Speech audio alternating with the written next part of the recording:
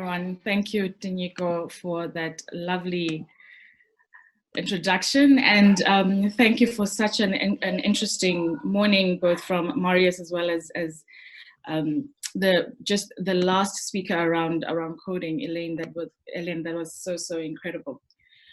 So the South African Women in ICT Forum was established in 2014. The then Minister of Communications found that in most meetings she attended in the industry were mostly attended by men, and it was males who were having discussions around the strategy for South Africa's ICT sector. She then asked a number of female trailblazers in the sector to start a forum that would ensure that at the time, the representation of women, which was only at 32% from a technical level and at 20% from a holistic sector representation, would increase, that a pipeline would be built. And so the South African Women ICT Forum was established. The current board, which I am the chair for, was elected in 2019 at the forum's AGM. And what we did immediately after joining was to expand the forum to not only cater for women in ICT, but also for women in ICT-enabled industries. The forum's strategic program objective for 2020 to 24 aimed to promote access for women and girls in South Africa, elevate the role of women in ICT, grow the pipeline of women professionals and entrepreneurs in ICT and ICT-enabled industries, and to secure sustainable funding for long-term legacy projects. My name, as Tinyiko has indicated, is Sonwabise. I will be talking to you today about the economics of inclusion, how diversity and inclusion matters to the bottom line. Economic inclusion is the opening up of the economy to underserved social groups and is an integral part of sustainable market economies. It ensures that everyone, regardless of their gender, their background, has full and fair access to labor markets, finance, to entrepreneurship, and more generally to economic opportunity. This becomes more important as economies globally and even South Africa's own economy is being fast-tracked into a digitally driven development path because of the advent of the fourth industrial revolution, and even more so now under the COVID pandemic, where digital technologies are becoming more mainstream. This digitally driven development path is what we have come to know as the digital economy.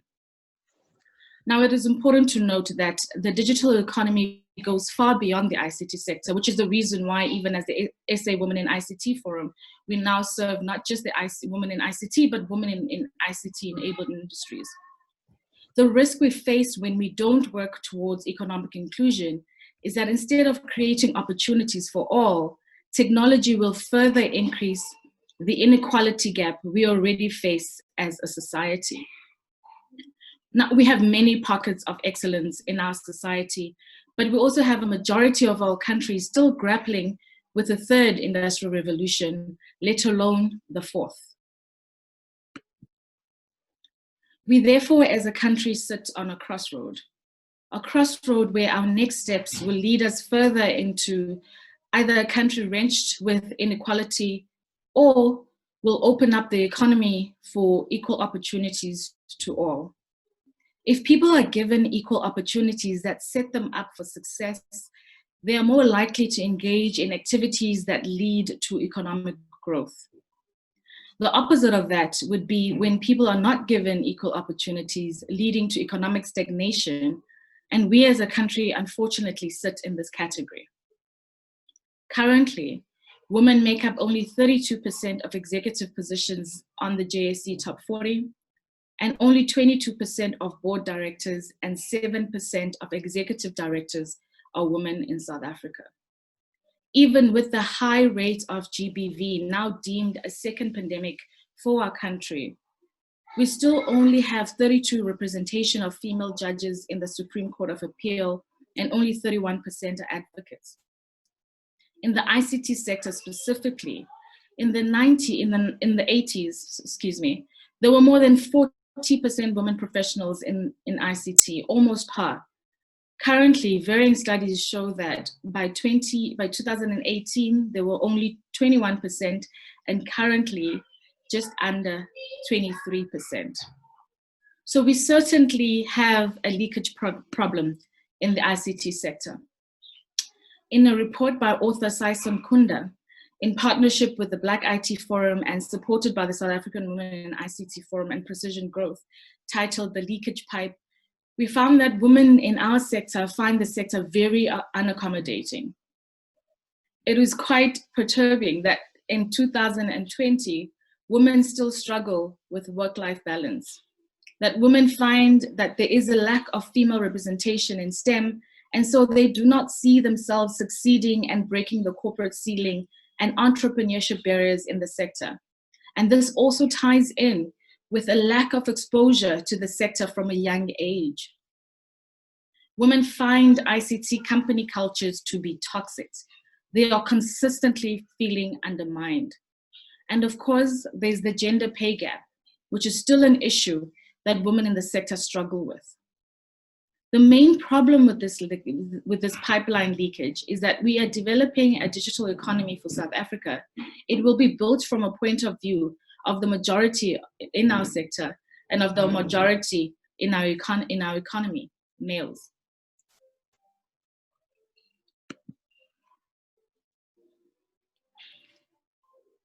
Sorry, my computer froze.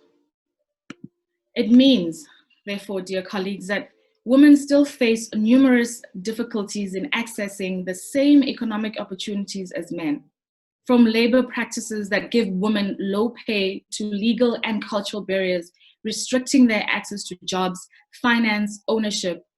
And there are many ways in which our economic system continues to favor men over women. It also means that if we continue to proceed in this manner, the new digital economy we wish to build for South Africa will not benefit from the opportunity cost of gender diversity and inclusion. From the likelihood of looking at an opportunity cost of equity, such as quality leadership, innovation, and that as an economy, we are less likely to enjoy sustained profitable growth because of our lack of diversity and inclusion, all of which are benefits inclusive economies enjoy. Creating inclusive societies inevitably requires some financial input, of course. However, not making efforts to promote inclusion is arguably more costly. In monetary terms, we lose $1 trillion globally because of a lack of economic diversity and inclusion, and Africa loses $95 billion an annum. These figures do not even cover the additional economic loss we face because of the exclusion of persons living with disabilities, businesses operating in settings of an informal economy, to name a few socioeconomic considerations that are systematically excluding women, excluding underserved social groups when we calculate the economic loss of diversity and inclusion. It is also important to note that diversity has its foundations on gender, yes. It has its foundation on race, yes. But as it evolves, it also includes class and status. We need to recognize that those of us sitting here right now on our laptops with connectivity, speaking the global business language, speak from a point of privilege.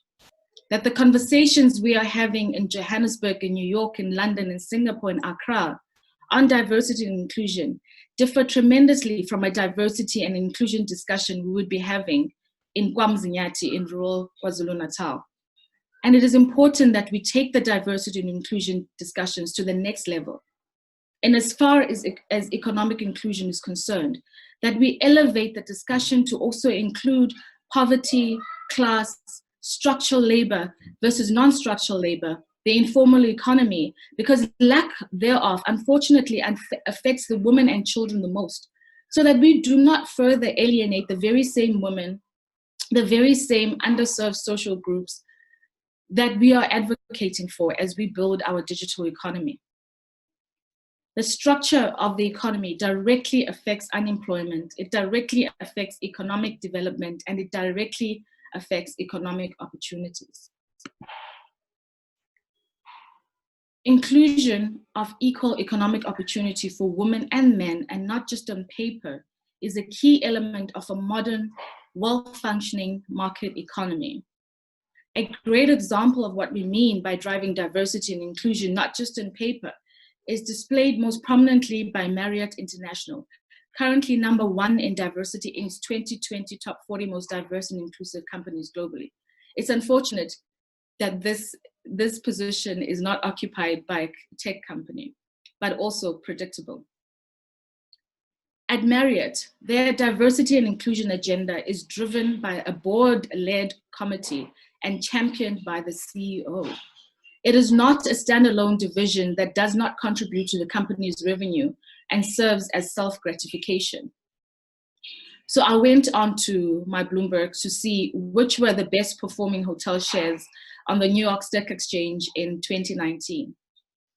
As you would have guessed or not, Apple Hospitality REIT, which owns Marriott Properties, was in the top 3 best performing hotel stocks on the New York Stock Exchange in 2019. So in conclusion, my colleagues and my fellow women in ICT and those male allies that decided to join us today, companies that are diverse and inclusive perform much better than their homogeneous counterparts. Similarly, economies that are diverse and inclusive enjoy sustained profitable growth. Diversity and inclusion is not a nice to have. It is a business and economic imperative. A business and economic imperative that our country cannot afford not to prioritize.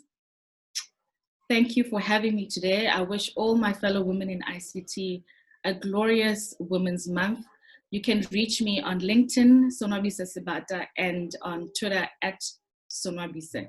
Sinika, over to you. Thank you.